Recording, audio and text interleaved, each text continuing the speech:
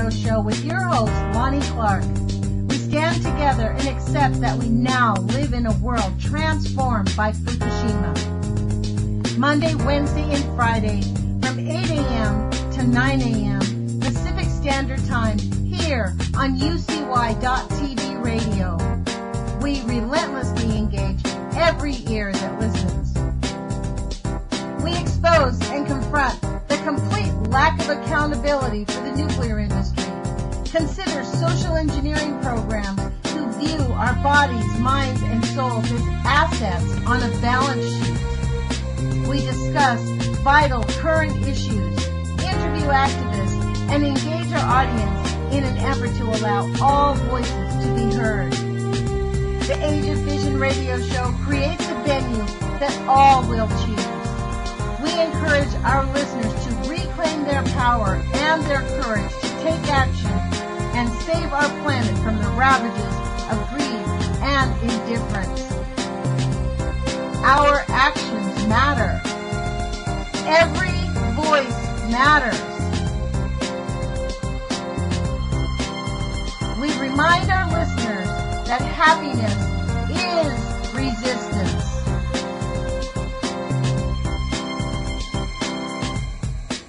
Love is greater than fear.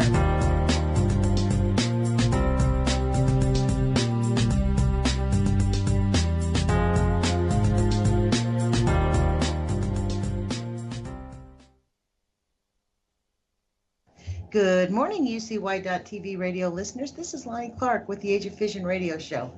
Thank you for joining us today. It is March 1st, 2017. I can't believe this has gone by so fast. Today is my daughter's 36th birthday, so happy birthday, Lennon. Even though I don't think you're going to ever listen to my radio show, I still send you happy birthday. So today we have back with us, as you know, I've sort of transformed the show into interviewing people on a more regular basis almost every day. I have very few open days. I was thinking about this. If anybody really does want us to have the phone calls open to people while we're having these interviews, I think I'm open to that. I can ask my guests before I book them. I think that might be a good idea so we can have total engagement with the audience. But I want to fill up most of the days with people who are, paying attention, changing their lives, finding out the information, piquing our own interest so we change our own patterns and continue to lean into this and save our planet. So today I have with us Heide Lambert. And Heidi, what do you think about that? I think, would you be open if you were to interview again, which I hope you will, to be having phone calls? And yeah, that would be great. Well, welcome to the show. Thank you. Thank you for having me again. No, I love it because you give us firsthand experience, like the things we're going to talk about today. We're going to talk about your experience again of living around Hanford. There is so much oppression and small nuances that need to be expressed, because I was thinking about this the other day. This is why it's so important. It is very important for us to open this can of worms of what we have not been wanting to look at, because we are literally in a crisis mode, I believe, with our family, our planet. If we don't change how they're doing things, I don't know how much longer our planet, it's almost like we're scarring the earth every single day. We're burning our open wounds, pouring hot water on earth. I agree, and I feel that our government minimizes their part in contaminating our world, and so we don't know it. They use language to tell us that things are under control and that they know what they're doing, and everything is very thought out and intelligent, when in fact they don't have the answers, and they don't know what they're doing, and they don't talk about the mistakes that they've made. And Hanford being probably one of the biggest.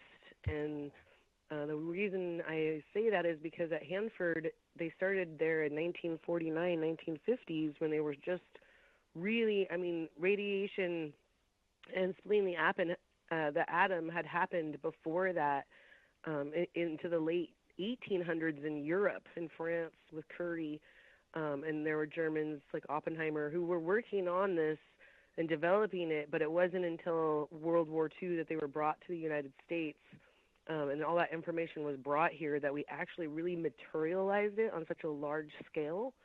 And when we were materializing it, there were lots of experiments and practices, and we don't talk about that. We don't talk about what they did with those experiments when they were done. We just assume that they just kind of got put away or they were cleaned up and everything was really neat. Let's just talk reality. They experimented on human beings, and they never followed up with those people or their families. Right. They're like, fine, we're done with you. See you fucking later. Excuse my language, but it's like pat you out the door and no thanks, and there's really no harm to human health. Don't worry about it. It's all good, folks. We're the smart but then folks. You look at who they tested on. That's the strange thing about nuclear science, is that the scientists believe that what they're doing is safe, and they feel very trusted that it's safe, but then they don't experiment on themselves. They experiment on prisoners, or they don't experiment on themselves. They experiment on sick cancer patients. I mean, so it's always safe for someone else, but it's never safe for themselves. And where I'm at, in the world we're living in now, is it's so contaminated, no one's going to escape this. It's in our air, it's in our water, it's in our food, it's in our ground. And so just because you're some super rich person who gets to make decisions for other people doesn't mean that you're not going to get contaminated also. Or are being contaminated, let's be clear. Yes. I mean, it's not we are going to be contaminated. We are swimming in the sludge, and it is toxic. I mean, so literally, we don't see, if it was orange or some color or had some kind of a hue, it would be everywhere. It's true. It's such a clean, quote unquote clean contamination, because it's so molecular, so atomic, it's so small, we can't see it. And then that's the thing I think I marvel on the most, is that realization that, one, that atom can move through solid things. It can go through your roof. You can have atomic rain, and that doesn't, the roof will stop the water, but those atoms can get through your roof. I thought being inside protected you by 80%. Is that incorrect? Oh, yeah, I don't know the exact number, but I know it doesn't protect you 100%. Well, it's still 20%. You're still getting affected. Then the ones that come through at 20% are pretty doggone big, harmful. Right. And then again, we're looking at the class of people who live outside. So there's people who don't have roofs, and so they're being exposed to 100%, True, homeless. And our plants, our trees, you can have a tree grow and be watered by contaminated water, and that tree will suck up those contaminants, and then you go and you burn that tree, and then those contaminants are going to go up in smoke, and then they're going to go to your neighbor. You know what I see? What I'm saying? It's so uncontrollable. Well, it's recyclable. I mean, it's the true. This is the issue. This is why they loved it. This is why their eyes went wild. They're like, man, we can keep regenerating it, and we can keep charging them for it every time we do it. Right. I mean, I think they intentionally made it cumbersome and big and secular. Like, they separated themselves. I mean, this is kind of hand in hand with how they came up with this culture of lying. Because the culture of lying is really about creating a separate institution away from the United States government. The military completely created, through the CIA, they created their super hyper secret government where they're doing, have you yet to listen to Jules's show in the morning? It's freaking awesome if you want to find out what the government's really doing. It is astounding. Right. Yeah, well, and that's, the bottom line, is that they know what they're doing is wrong. Things that go into your blood, the space programs, I'm like, this can't be real, but it is real. Right, but it's all very secret. Yes, and this is what I mean. This is why your story, I think, is important, Heidi, because you grew up when the secret society was developing its subtle cues. It was training those people to develop subtle cues and learn how to communicate without telling the truth. Yeah, remember it's still happening. That's the thing that's so astonishing to me, Lonnie, is that the culture is still very much so real around Hanford. I mean, and it's not just Hanford. I mean, there's like 15 sites in the U.S. now that are major testing and contaminated sites, and those employ all kinds of people from all ages, and yet the average American has no idea that that's happening.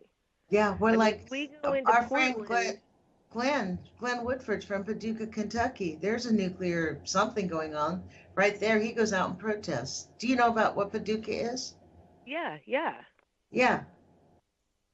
But that's what I'm saying. We all need to be more aware of where everybody has one of these in their states. Everyone does, but we don't think Okay. of that. And so an example I want to bring up is Fukushima, because I live on Thank you. the coastline, and so a lot of the conversation is about how our fish are so contaminated and our ocean is dying, and that puts me into conflict a lot of the times because yes, Fukushima is a wide open leak into our ocean and is not good for our ocean by any means. But to me, we're almost ignoring the decades of underwater bombing that we did. And we're ignoring all of the reactors that are leaking still in like Chernobyl, at 3 Mile Island. Like those I mean, places, plutonium lasts how long? thousands of years. And how much have Thousands we of had years. poured into our atmosphere? This is why Right, truly, this is why they right. have, this is why I realized this is why they have ignored Fukushima. I I mean, remember when Fukushima happened, there was all of this awareness that we had government Geiger counters, and there mm, was these networks that would go up and they would show us what the radiation levels were with these government counters. And at first, Hanford's were up, and they were actually higher than anywhere else in the world. And wow, after really? about 2 days, those came down, and they quit showing it because, and in fact, Hanford is one of the hottest places in the world. But they don't want people. Hanford wasn't an accident. Hanford was a very meticulous, known experiment, waste site, controlled as controlled can be, and it's a mess. And so they don't want people to know that because as soon as that we know that they didn't know what they're doing and they don't know how to save it. That's the most important part to me is that those tanks that they thought were the answer at Hanford, the history is when they had the waste, they built this huge trench and they just threw the waste in the ground. And after a couple of decades, they started to realize that waste was quickly moving out of those trenches to water and into the river. And so they decided to build these tanks. So they build these tanks, these like solid American steel tanks, that nothing can penetrate, much like our oil pipeline will be made. And they did leak, and they leaked within a decade. So then they started making double shell tanks because they said that those, would never Mhm. leak and on and on. And I want to say there's something like 24 of them, and like 22 of them are leaking. I mean, it's just like, and I don't know the exact number, but I know that they're a farce. And so then in the 70s and 80s, when they realized that was a farce, they started to study what the French were doing, which was creating a vitrification plant. And the vitrification plant turns your waste and mixes it with silica and like sand and turns your waste into glass. So it's still radioactive, but it's solid, and so it's easier to move and it's easier to store in a solid form. So they sold that to the American people. It was like a $20 billion project, and it was going to take 20 years to build. And so most of my 20s while I was there was a solution, and they were working towards the solution, and all of the money and all of the effort was to go to the solution. But there were people who questioned that, and Walt Tomasaki, I don't know. Do you know how to say Walt's last name? Hamasaki?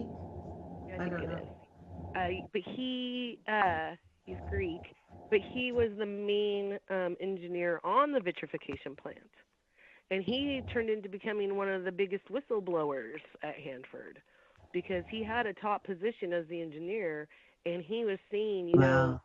this isn't going to work here, you guys, because the reason it worked in France is they took one reactor's waste and put it in one tank, and they knew what consistency they were working with. But at Hmm. Hanford, it was so over so many decades and so top secret, nobody knew what was in what tank. And so when you go and you Well, sample I'll the tell you how many tanks. It doesn't say exactly how many, but it says note that 67 tanks leaked at least 1 million gallons in the past. yes, yes. So they're problematic, and they're not the solution.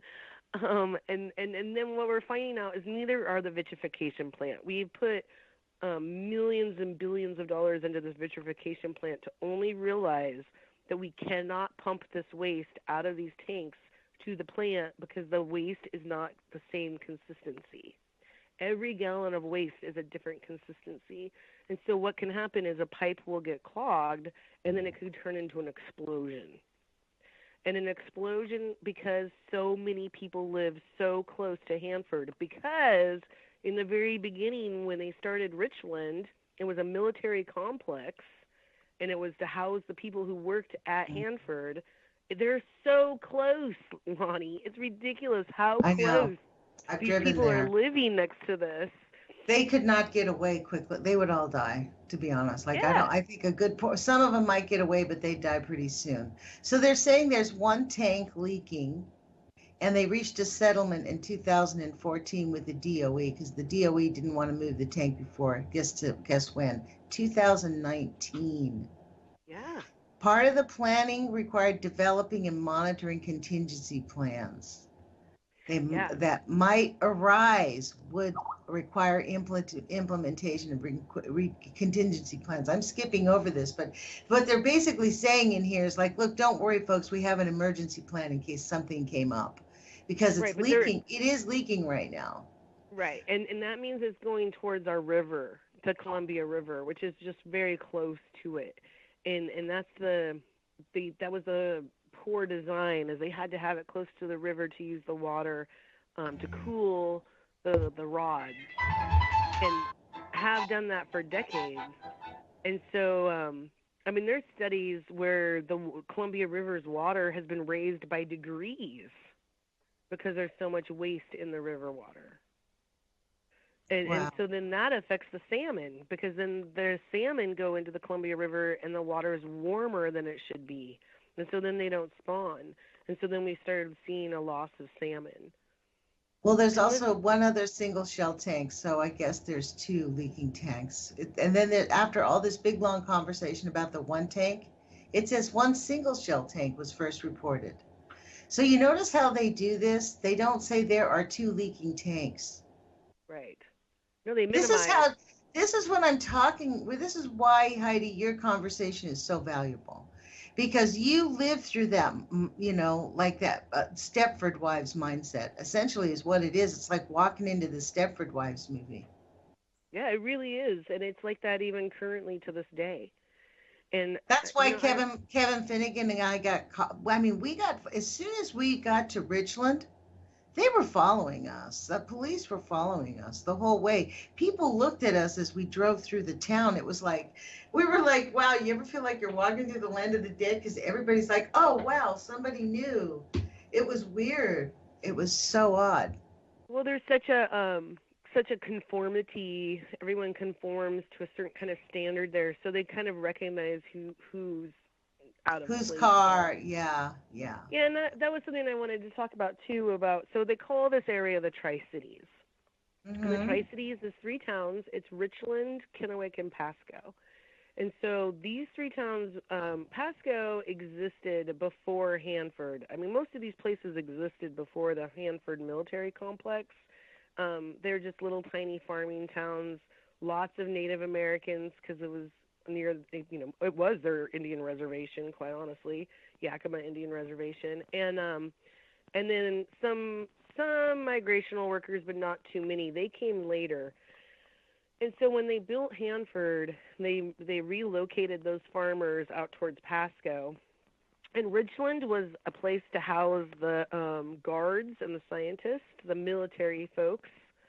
You were a veteran from World War II, and you were automatically, either you were housed there while you were still in the military or housed there when you got out. And then Kennewick housed your doctors, your teachers, your administrative, a lot of your white entry-level kind of jobs. And then Pasco was anyone of color. And when I grew up in the 70s, I remember people referring to Kennewick as the sundown town. And there was actually a sign on the Blue Bridge that said, if you were not white, you could not be in Kennewick after sundown. Wow. How old? When was this happening? In the 70s. This went up into the 70s there. But it's still extremely segregated. It's still extremely segregated. And not maybe so much between Richland and Kennewick, although you still see a lot of scientists in Richland. But mostly I noticed the people of color, because what happened in the 50s and 60s was and I think this was a conscious decision by our government, was that we had Hanford there. We had our scientists there, and we saw that we had all of this land that was really arid and actually really good soil, because it was mostly volcanic soils. And so the government started giving a lot of money to colleges, University of Washington and Central Washington, to have crop experiments there in Eastern Washington to see which crops grew best in that heat with the least amount of water. And so, Washington State University had one of the biggest experiment farm sites right next to Hanford. And what they found was that wine grapes grew really good there. Wine grapes and potatoes and onions. Traditionally, at this point, people were growing apples and cherries, a lot of fruit trees, because they could handle some of the drought. So the college went in and actually helped farmers redo their farms to change their crops to these different crops that were supposed to do really well. So in the 50s and 60s, you see this boom of farming happening at the same time as the growth of Hanford. Did they test the food for radioactivity? I purposely think it was planted there because of radioactivity. The gigantism would get big vegetables and big fruits, and in the 50s, people would go, wow, that land's really productive. Right, there's no bugs. Right. They did the green run and sprayed the whole state with radiation for years, and that was in the 50s, early 50s. And it was like a big fat aerial spray of half the state. And so, and then at the same time, then in the 60s, when the farmers were starting to have good crops and getting good contracts, then you had all the DDT, where the government said, hey, we have all these chemicals from the war and we're not using them, so how about you guys take them and you use them use them as weed control. And so my dad tells stories. His parents had a farm, a vineyard, a grape farm in Eastern Washington by Wapato. And he talks about the government giving his dad barrels of DDT for free, and just to go ahead and spread that around all over the place. And then my dad went to Vietnam, and he was a Marine, and so he was exposed to Agent Orange. And when he came home in the 70s, well, it wasn't really until the 80s that my dad started getting a lot of sores on his body. And they said, oh, that's the Agent Orange. And so he went through the the veterans hospitals trying to get help. And they kept telling him that they couldn't help him because he was a farmer. And because he was a farmer and had access to DDT in his youth, that was really the true reason he was sick. It wasn't because he grew up next to Hanford or even – so what happened with my dad is he went to war in Vietnam and came home, and they said, you showed all those promises at war, so we're going to send you to school, and we're going to hook you up with a really great job at Hanford as a weapons designer. And my dad was kind of an engineer. He was an engineer. He thought very mechanically and systematically. And so my dad thought that this was a great opportunity for him because being a farmer, as you can imagine, in 20 years, a lot of farmers were dying of diseases and sicknesses, and it was really hard work. So nobody really wanted to be a farmer. And so to be a scientist, it just seemed like a step up in the world. So he did his schooling and he did his thing, and he went back to Tri-Cities. We lived in Richland in a little tiny government house, and that's where my dad and mom had my siblings and I, and then that's where my dad declined. My dad, it was in the late 70s, and things were starting to come out, and people were starting to really communicate. The paperwork on the Green Run was actually publicly released, so they couldn't deny anymore that they were actually doing experiments on people. And my dad didn't want to be a weapons designer anymore. I don't even know if he knew that's what he was doing at the time. I think at the time he thought he was building something to do with power, and he was experimenting something to do with this chemical reaction. But I don't think he really knew the level of what it was used for, because no one communicated to each other about what their different pieces, how it added up. And so in the late 70s, my dad started drinking a lot, and he was really violent, and he had a mental breakdown, and they institutionalized him. His job at Bechtel, or I think it was at Exxon Nuclear, who was the contractors at the time, they institutionalized him for months. And, of course, everything was his fault. It was his brain that was sick, his way of thinking that was wrong. He was confused. He was paranoid. And What there did was they want him to be? What did they want him to say? That there was no harm to human health? Yeah, they wanted him just to shut up and do his job. And so because he had opinions and he was processing what was happening, they just shut him down. They just shut him down and just said, no, you're crazy. You're being crazy, and you are not fit to work. Here is disability. I mean, I remember it was very rushed what happened. And I remember my mom even being like, he was just normal, and now he's crazy. You know, how does someone go crazy?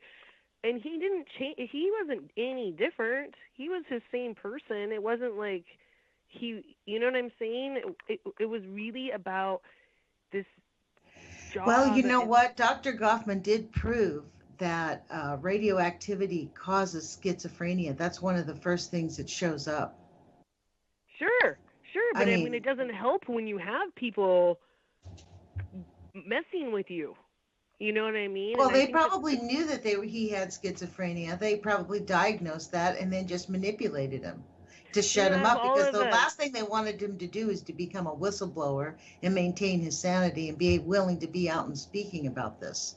yeah, Because yeah, for this real. is this is why to be honest, within the anti-nuclear community, some people are really mad at me because I interviewed Hervé Corté, who basically it's the same brainwashing. It's all if you don't do it my way, if you don't do it, you have to be quiet, you have to go along with the party line.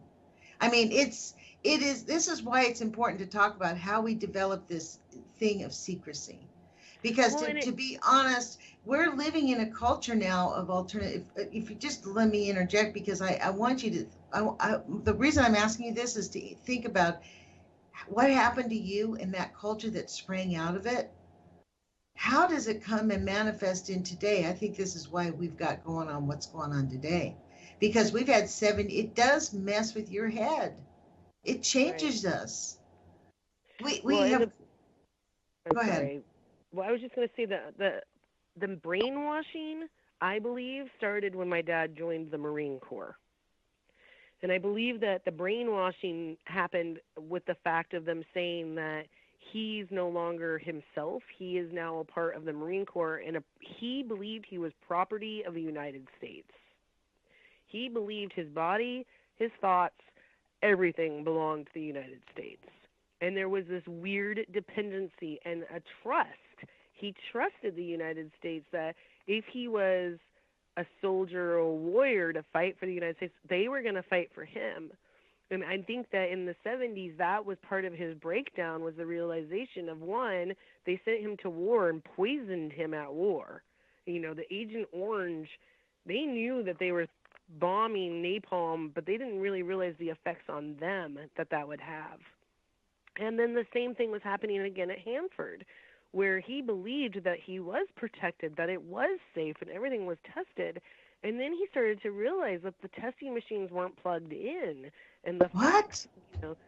you know, lots of things that we trust to be real and safety nets are just a facade. It's fake. And it's kind of like the EPA. I feel that way about the EPA, that they took the numbers that were given to them and can tell you how safe things are and everything's fine, but nobody knows how they're getting those numbers. Do you see what I'm saying? There's so many middlemen and so many different people involved that things get construed in the statistics. And then another example is of how we count radiation. I mean, the system of how it's counted has changed like 4 times just in the last 4 or 5 decades. And even those measurements are changed even under Obama. They changed what was considered safe. And there's all this conversation about safe levels. And that's where we have to always remember, like, no level is safe. This is not safe. That's part of that brainwashing. Well, it's also, like you said at the beginning, it's here, folks, and plutonium lasts a long time. So right. Nowhere. This is one of the things with this panel on this Friday at the PELC, the Public Interest Environmental Law Conference. I asked Dr. Caldecott and Donna Gilmore from San Onofre Safety, who knows about nuclear waste, and Mimi Gurman from No Nukes Northwest to be part of a panel on, it's called Nuclear Waste Realities. Very brief panel. It's like an hour and a half on Friday at 2:20 in case anybody's in Eugene. You can look it up or call me. But this whole thing about this is, it's such a lie. This is why we have to have people talking about it, because we have been told that we're okay, but really we're cooking in the stew. We have got to get people aware that this is our reality, and we have to take care of ourselves. If we look at these maps on the U.S. nuclear complex, just look at the map connector, look where all the nuclear power plants are, look where the DOE sites are, and then look at where the abandoned uranium sites are, and look where they bomb tested. The United States has been carpet bombed with nuclear waste. Yeah, every state. There's nobody that's free of it. There's no place that's free of it. And that's why we have to act more. We have to say no. The government has gotten away with this as military. I mean, it's when I hear that they want $54 billion more for our military budget, I'm seeing more nukes. I'm seeing more nuclear submarines. That's exactly what they want. They want the best and fastest nukes. Yeah, but that's not the answer. And that goes back to this us against them.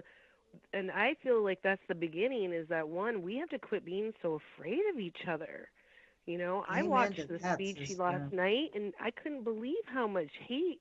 So let's just talk about this reality. I am currently the target of a little vindictive, like, who the hell is Lonnie Clark? And she's just a pro-nuker. They're saying that I'm a pro-nuker, I'm soft on the nukes, and that I'm helping the nuclear industry by interviewing Hervé Courtois and anybody that's out there willing to talk about it. Because really, to be honest, I'm new at this. I'm honest about where I'm at with it. I know it's poisonous. I know it's bad. So does Hervé. It's, to say that other anti-nuke activists, because they accept numbers coming out of Fukushima or people living there or what TEPCO says about what's going on at Fukushima, does it fucking matter? Excuse my language, but does it really matter?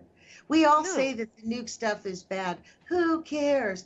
It's kind of like, really, to get that petty about, well, you must be swallowing the Kool-Aid. You're believing all what these liars say. No, I'm not. I know they're fucking lying to us, but nobody has walked over there and seen what's going on. None of us who are over here YouTubing it, being on the radio, being on the air, whining and crying about, oh my God, Fukushima, Fukushima, Fukushima, and none of us have seen it, folks.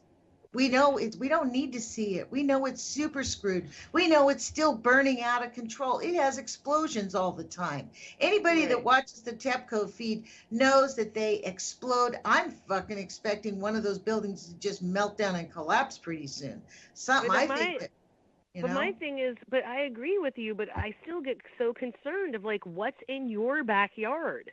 We're so worried about what's going on the other side of the ocean, but look at what's in our own backyard. To me, it's a diversion because we're not looking at our own mess.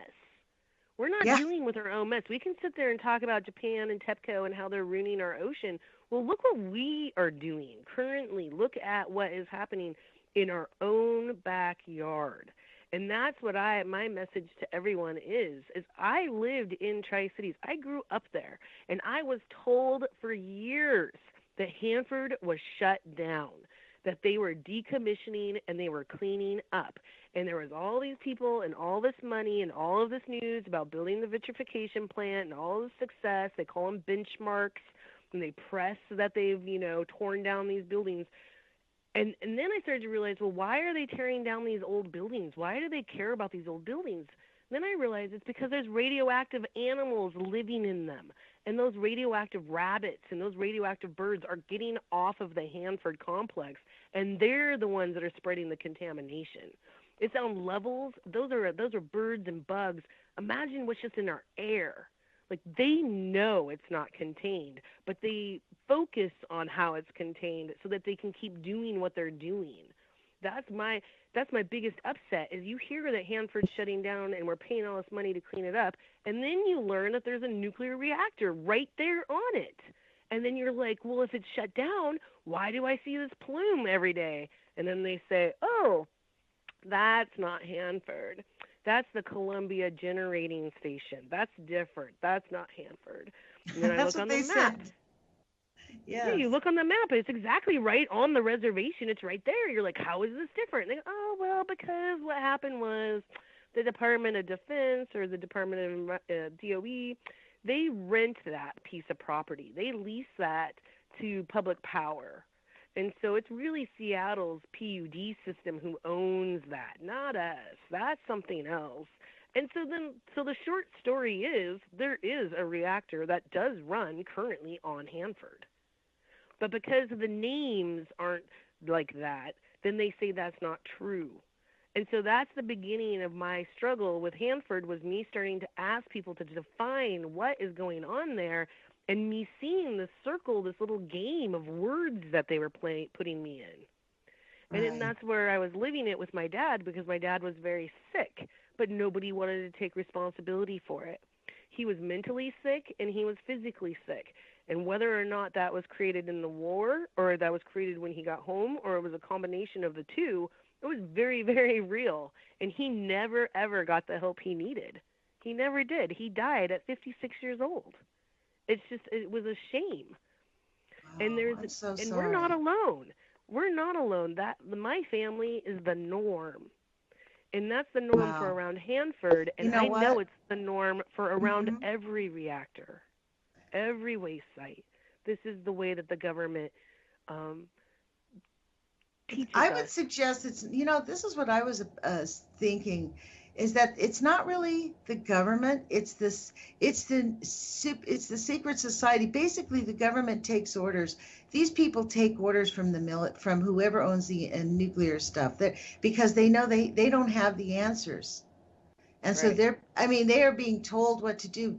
But this is what I have to interject this. This is why I'm willing to there's a lot of anger, and I sort of held this for quite a long time about Arnie Gunderson, to be honest, but there's quite a lot of anger about people who used to work in the nuclear industry and then decided, oh, I'm going to be on the right side of the fence here, but I have to make money. So, I'm going to do what I can, and I'm going to consult and charge money.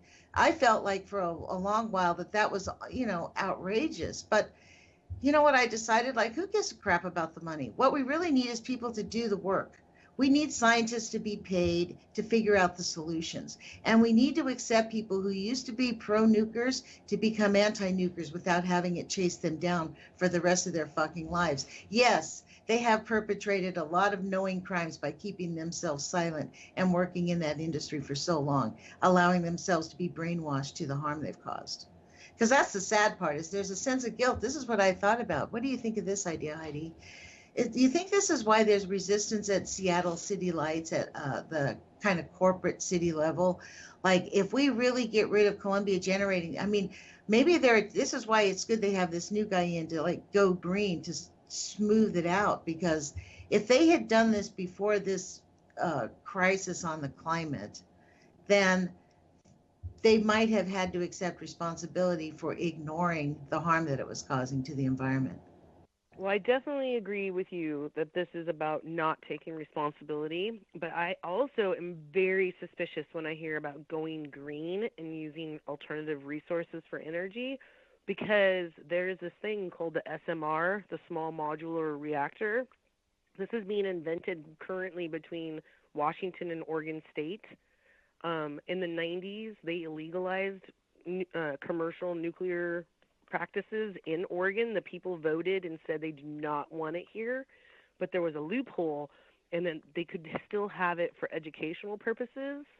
And Oregon State University is very much so a pro-nuke school. They're the first school to use nuclear medicine and to teach nuclear medicine. And they've been working with Hanford to make these small modular reactors, and Right. these small modular reactors are somehow being declared as green, and I don't understand how it is, because rather than them using plutonium, they use something called americonium or americonium. Americium, isn't it? Or is it Maybe merconium or americium. americium? Americium? Yeah, and I guess I read it as That's like American. super, americium is super, I mean, Dana Durnford exposed this. Dr. Gilmedi in New Mexico was testing dogs with americium. It is super toxic. Yeah, it's super toxic, but if They you never hear, found an amount that was acceptable. right, but if you hear people like the 350 org who says they're environmentalist and they say that they're all for alternative resources, but they're very much so pro SMRs. And I'm seeing that in Washington, and I'm seeing it in Oregon, where right now there's this awareness of how much dangerous these big reactors and how cumbersome they are and how hard it is to clean up. And part of me feels that that's part of the sell, because they're going to start selling these SMRs. That's exactly why they did it. Yeah, they just went to the. And in fact, even the design, Heidi, is part of the cell, because they put half of the reactor in the ground. Right. That's part of the cell. So look, we don't have to move it. We're just going to move it into the underground, because they have no place it when to we're store done with it. Yes. Yeah, and then exactly, Lonnie. See you exactly. later. We're perfectly. So this is really, it is true, but this is the thing to remember, like and I think this is their point. Like, why not? In fact, why not use nuclear? Because we're already so poisoned. Nuclear is about as green as we're going to get, and we're already. My response to that one, that I had that conversation with a health physicist, and to me, stop making the poison. Yeah, I would be all for it if it would not be the most toxic substance mankind has ever created as waste. Exactly. And if you could find a way to reuse the waste and to store the waste and put up with the waste, then maybe we have a conversation. Right. But when you say that the world is so nuclear now and that we need this, my first response is use less power. Stop using so much damn power. Turn off the damn lights. Hang your clothes upside. This is why I had Shaziz on. I saw some videos. It's really easy to create enough power to generate for your own home. It's not rocket science, folks. We can't get off the grid. We do not need their stupid stuff. No, I saw this awesome thing through Tesla where you can roof your house, and your roofing is solar panels that powers your entire house. Mm-hmm. And it could be used in any climate. You could have rain. It still will accept the ultraviolet light that's outside. So there's this first brainwashing is that we need so much power. That's the first capitalistic colonization going on, is we don't need it. We don't need it. And we can use less of it. But rather than talk about that means that they don't make the money. And this is about them making money. This whole thing is driven by money. So if we're not giving them the money, they're not going to do it, but they're doing it for the money because we think we need it. And there's lots of studies about how little, I think it's like Columbia Generating Plant, it's like supplies 4% of the power used in Washington State. I think they say 10%, but you're right, it is 10%, only 10%, 4%. Yeah. Like, really? That's nothing. And you call that clean, it's like, my God, we have to live with it for 5,000 years. 5,000 years for 10% of power. And it just doesn't make any sense to me, not to mention all the money that goes into it just to decommission it. And what does decommissioning mean? It means they just bury it. They just put dirt over top of it and make it look like a park. Because Well, there's you know no what place this to take. really speaks to is there's a lot of people that are really mad about people like, how could you stay in Japan and how could you live in Japan? And, the reality is, just like in Hanford, people don't really have anywhere to go. And as you said, we're all contaminated. Well, It's, that was a conversation that I've had a lot. I had a lot as a kid growing up and moving away because we did move to Seattle. My dad, at some point in the 80s, did get a job working in Western Washington out of Keyport because that's where the nuclear submarines come and go. And so my dad had a job working with those. Um, and so then that was the question is like, well, what's more polluted, Hanford or the Puget Sound? Because there's waste and problems in both of those places. And then now I live on the coast, and now you hear about how Fukushima. So I feel very much so surrounded, and I get discouraged a lot of the times. I get discouraged when I look at my kids' school milk, and it's Dairy Gold. And I know that Dairy Gold is one of the largest dairy farms outside. It's in Pasco. It's right beside. And so it's like, why would we be making our children's milk for our school system that goes out on all of our school lunches? Why look, would we milk, choose? you know what, though, that whole thing, like, I, we could lobby to get that milk out of the whole thing about how we do all these things is ridiculous. Like we're Right. giving our children contaminated food, and it's not just this is the real hardcore of it all, isn't it? Is like us losing control over our food supply and our water supply. And so then we have to go to this oligarchical system to Right. ask And to live. right. And then the fear or the trust is that what they're giving us is better than what we could make ourselves. We think, oh, I can't have my own cow and make my own milk because this takes too much time and research. Da, da, da, da. So I'm just going to give my kid 35 cents a day, and they're going to go to school and they're going to get this milk because that milk, I'm sure, is fine, good. It's good for them. It's going to make their bones stronger. And it wasn't until I actually took a college course, it was an environmental studies course, where my teacher told me that in science, the lesson was the solution to pollution was dilution.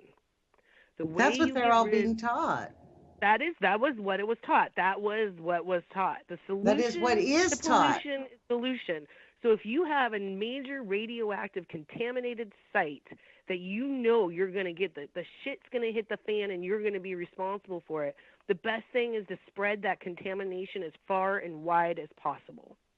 And another example I have of that is that Eastern Washington is the nation's largest French fry or potato farmers. And all of those potato farmers are independent. They're their own farmer, but they have contracts. And they have contracts through these companies called Lamb Weston is one of the biggest. Lamb Weston sells all of their sliced potatoes to McDonald's, and they boast on how every nation has eaten their French fries. And so there you go. In the 80s, they get the cheapest Wow. food. It's subsidized by the government. It's farmed right next to the most contaminated place at least in Northern America, if not all of the Wow. whole world.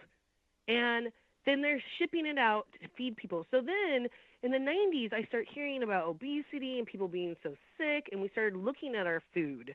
And everybody kept saying, don't eat fast food, don't eat fried food, don't eat, shitty food for you. And then I started thinking, is it really that the food is crappy, or is it because of how it was grown and where it was grown? But nobody's doing those tests. Well, You you don't know see what, for people. sure, that really makes me. I mean, I would love to have. I wouldn't that be have to have that food tested from like a McDonald's even now to see if some of that food is still radioactive. Well, this is where I'm at. So radiation doesn't always stay. You know what I Right. mean? Like it's constantly changing its state. But I'll tell you what, I have French fries in the bottom of my car that have been there since I got the car, like under my seat. They're Yeah. like, I'm going to say 16 years old. I have a 2000 Toyota. So there's 16, 17-year-old French fries, and they look the same. They haven't they Uh-huh. haven't changed at all. And so what do we know about radiation? Is it doesn't let bacteria grow. It does nothing grows in it. Except mold. It's wherever you find mold, you usually find radioactivity. Well, these ones aren't moldy, and they should be because I live on the coast, you know. Well, But that's my probably point is, something else that it's cooked at. But this is, yeah, I get what you're saying, that the plutonium is still in there. That's the but thing. it's just How old is something else. plutonium? Yeah, it's You just know, something else. I mean, what does these. plutonium turn into? It constantly changes its state. It turns into something. See, this is the argument. See, this is where the nuclear scientists and the people that are brainwashed by the nuclear industry, they know that most of us, most people like me, I get so confused talking about this stuff. Like it turns into this and turns into that. And by the time of the end, Hey, I'm like, oh, yeah, it's just not so bad. My head, like, this is where the conversation goes with the anti nukers and the nukers, because there's a huge faction of them that just are angry at people who are just willing to accept the whole thing that the truth is our oceans have been being poisoned. It's yes, not like Fukushima has put it on Balco. Yeah, that's why we're seeing mass animal deaths. And frankly, it is the most incomprehensibly inhumane thing that I can think of to force people to move back into Fukushima. It's well, that's like just like asking evacuating the people to people buy. from, huh? That's just like selling property at Hanford, though. That's the same thing to me. If you wanted to buy a house, Lonnie, you could go buy a house for like $30,000, and it's all downwind. It's all right where they've proven for decades that those plumes go northeastern. They've proven it over and over and over again from the green one on. They know that those plumes go northeast and upwards to Spokane. Excuse me, there's a little town just north of the Hanford complex, or they call it a refuge, believe it or not. It's a refuge for animals. But that's where the nuclear waste sits. And above that there is this little tiny town called Othello. And Othello was this beautiful little farming town, and for decades and decades and decades. Well, come 70s, everybody died of cancer. Wow. And then you find out that they harvested uranium up north of Spokane on native territories, and then they took it on a train and trained it right through Othello, right down into Hanford. There's train Wow. tracks. They've since in the I want to say '05, they tore those tracks up and resold them. And I even Oh have the my God. article where they boast that they tested that metal and it was not radioactive, but that there was radioactive mud wasps that had made nests on the tracks, and those were exterminated. But the metal was safe enough to sell, and then you know what they did with that metal? They melted it down, and they probably made freaking silverware out of it. That's how construed and that's, and all we Okay, can do so is then sit. we have a few minutes left. So what you're saying essentially is that the radioactivity coming out of Fukushima is super urgent because it's massive. There's a lot of it coming out. Like they're constantly pouring 100,000 gallons of radioactivity, at least pouring into the ocean every single day. Yes. But But I'm the saying we level, should have learned from Hanford, because Hanford was doing it before yeah, but I'm Fukushima. not saying shoulds, but what I'm saying is the whole point of we're just now, it's kind of like the party's been going on for a long time. We're just like, wow, this is really great, only it's actually been going on a long time, and it's actually getting to the point where it's about to end. I mean, we're jumping in at the very Fukushima has really just put the cap on because it's non-stoppable. That's the thing about Fukushima. We have ongoing meltdowns. This is my Right. sense of urgency. This is not like leaking tanks of waste, which yes is bad, but we have ongoing meltdowns that might cause explosions or buildings to collapse, or So we can't Lonnie, even get in there to maintain it. Lonnie, I'm going to interrupt you because we're running out of time, and I just want to Thank you. say that you're right. That you're right. Fukushima is that, but to me, Hanford was the warning that we should not have ever had Fukushima, True and that. now Fukushima is the warning that anywhere can be like Fukushima, and that's my point. Hanford is a mess. But if we have an earthquake and a dam breaks or a volcano explodes, we're the next Fukushima. Anywhere in the U.S. can be next, or anywhere else in the world anywhere else in the True. world can be Fukushima also. Will How be, many actually. Fukushimas? Yeah, how many Fukushimas, how many more Hanfords can we have? And for what? 10% more power? Like Right. this is the communication that we need to have. That no, Yeah. we don't want more money to go towards this. No, we don't want SMRs. No, we don't want nuclear. This Yeah. is not clean. It's not green, and we don't want it. There's nothing safe about it, and people are dying from it, and they need to take responsibility for that And call before your they can. county commissioners, your city council members. I mean, find out who these people are. Call them. These are the people with the purse strings that do the zoning. Every level matters. City Yeah. council, county commissioners, your governor, your state representatives, your state senators, your federal senators, and I mean, it's a handful, maybe 10 or 12 people. It's not that many phone numbers that really matter because you're one person and you live in one district. So you are Yeah. their constituent, and it And does then, matter. and I also ask that if folks would like to donate, please donate to nonukesnorthwest.org because we Well, it's really not want to buy, Northwest, no nukes or NW. NW.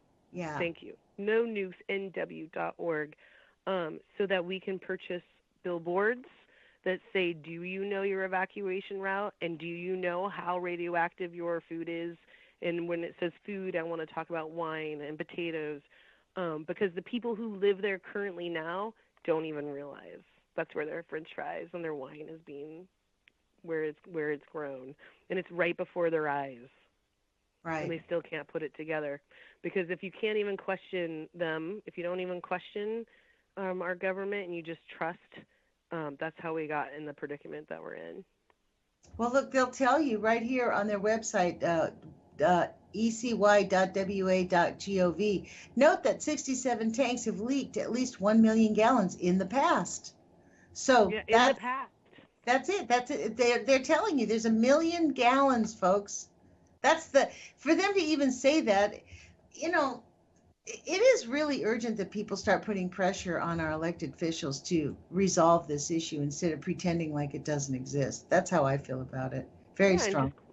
and if you can't eat the fish out of the ocean, then you shouldn't be drinking the milk or eating the wheat or even eating the meat that's grown in our borders.